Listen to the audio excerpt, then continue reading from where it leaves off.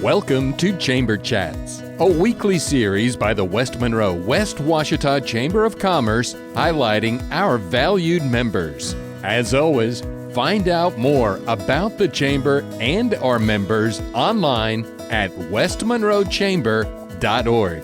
And now, this week's episode of West Monroe West Washita Chamber Chats. Hey everyone, it's Chris Kelly with the West Monroe West Washita Chamber for another episode of Chamber Chats, filmed live at Delta Community College.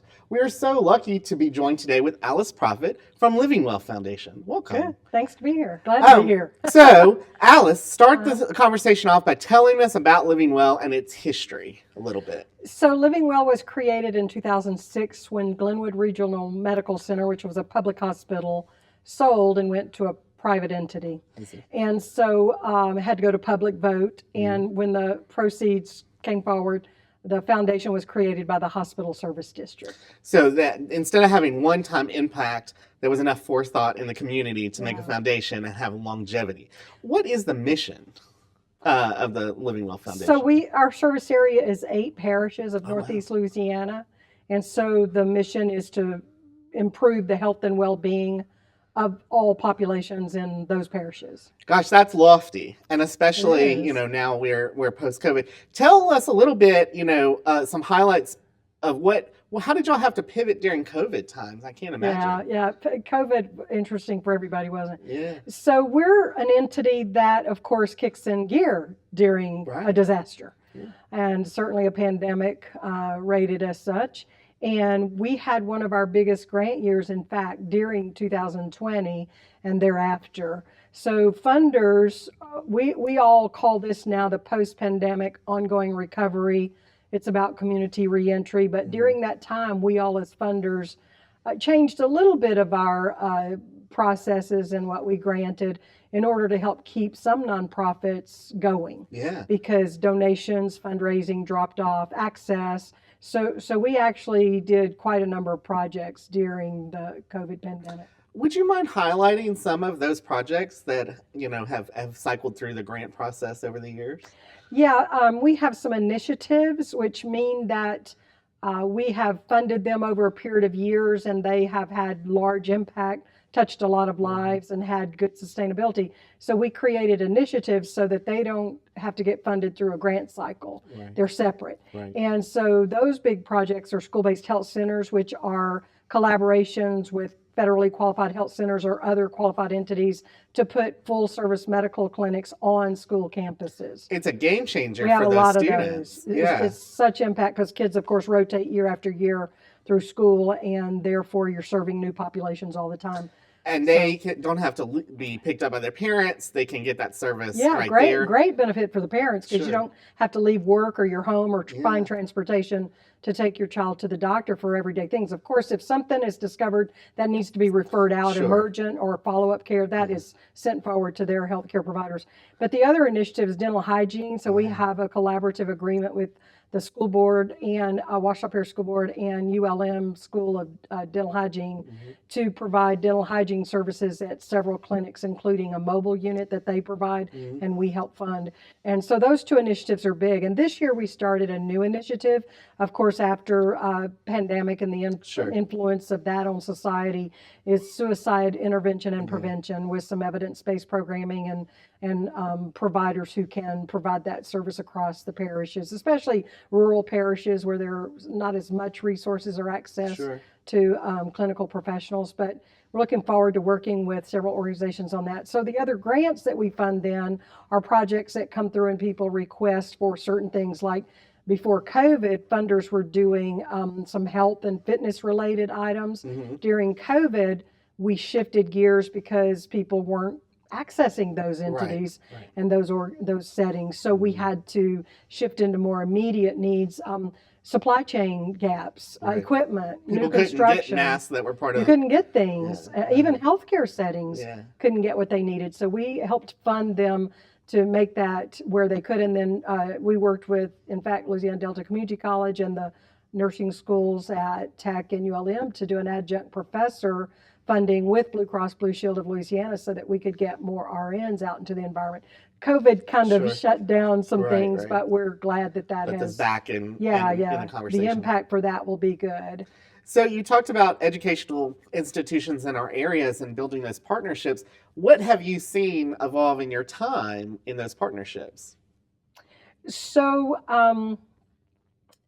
the best way that funders work is through relationship, one-on-one development, really. And so you're going out to the parties that are qualified to come to you to ask for monies, or even other businesses or people, because they serve on boards on those organizations. So the process of building relationships across 8 parishes is pretty huge.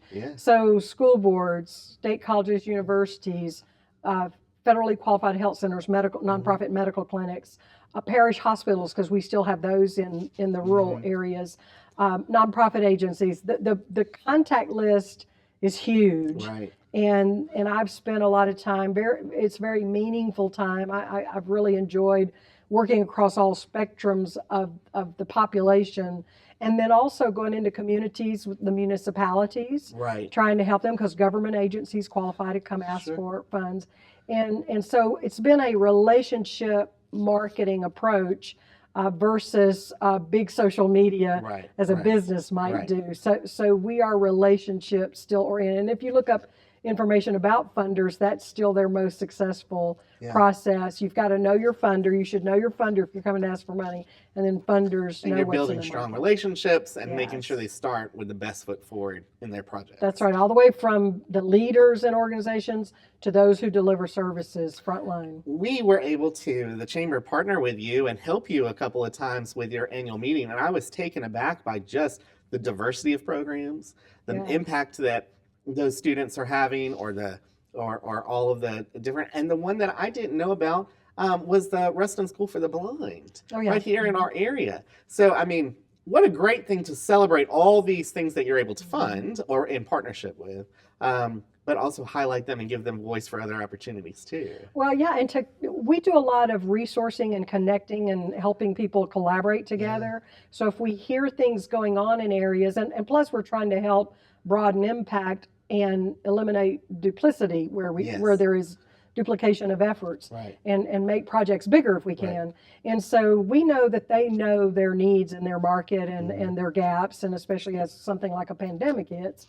And so we collaborate with them to bring together different entities. For instance, if something at one of the teaching institutions is focused in an area, then is there something in the business environment where they're delivering services in the nonprofit that we can connect and say, do it together, do it bigger. Cool. That's so cool. So you're governed by a board of directors that have limitations, geographic limitations and things. Do you want to reflect a little bit about who makes up your board, and not necessarily by name, but and of course we try to, as all organizations do, we try to look across vocations, service areas, backgrounds, expertise, knowledge, and seek board members. We do have some restrictions on residency qualifications, because we were formed from a hospital that was located on the west side of the river, and so that requirement of so many directors come from that side of the river, but we do have positions that allow us to fill from the east side of the river. All people have to come from Ouachita Parish, and we'd love to think that people could drive in from Winsboro or Ruston, all that. It's hard to attend a board when you do that. But we have a lot of interest and willingness to serve, and our board has been very faithful and involved and creative and supportive. And so we have a lot of people with business backgrounds, financial, vocations towards social services, counseling, teaching, bringing all law that to the enforcement, table all of it. To bring voice to healthcare. Yeah, and we love to make the appeal for interested members who want to work, or potential members who want to work with a board, to contact us. Let us know you might have interest. Skills or interest. We try to run very efficient meetings and respect time. For the year that we're in now, 2023, what is your granting cycle? So we're just announced a cycle. So it will open April 15th with letters of intent to be submitted, and then we'll have the application to be completed by May 28th. So we're putting on some grant trainings April 5th, April 6th, and April 14th in different locations, so people can come here. What are Learn fundings looking firsthand. for? Yeah. What are you looking for now? What's a good project? We can't tell people what to do, but we can talk to them about ideas or say, hey, did you talk to so That aligns with our core mission. That's right. Just and show them how to fill out an application. So But if they miss this year's deadline, of course they can collaborate with you to be ready for next cycle. We're always talking about ideas or and we also lead them to other funding. And so we have a great partnership with Blue Cross Blue Shield of Louisiana Foundation, and we might say, I think this is something they might be interested in. You ought to access their line. And Blue Cross Blue Shield Foundation has been very present and active across all of Louisiana, but they have a real interest to make sure they put monies into Northeast Louisiana too. And so any other stream of funding that we can advise people about. I was just on the website yesterday for grants.gov, which is huge. Yeah, intimidating. It is intimidating, but there are still state and federal grants that you can access for nonprofits. So, well, thank you so much for coming on and giving us more information. How would people that are watching find out more about your organization? So the best way is to go to www.livingwellfoundation.net. Go to the grants menu, it's all menu driven, and look under there for what's going on relative to the grant cycle, because all that's been posted and is announced. All grant applications have to be filed through the website, and so you just do everything online. We, of course, can talk to people, 318-396-5066, about ideas or access or where these trainings are. And so we look forward to having a lot of interaction. This is a busy time, and we've got a lot of interactions going on, and the more the better. So we just want the message out there. And thank you for letting us do this through your avenues. Thank you for your mission and being so kind-hearted to facilitate those connections between organizations. Yeah, we enjoy it. It's much like the chamber.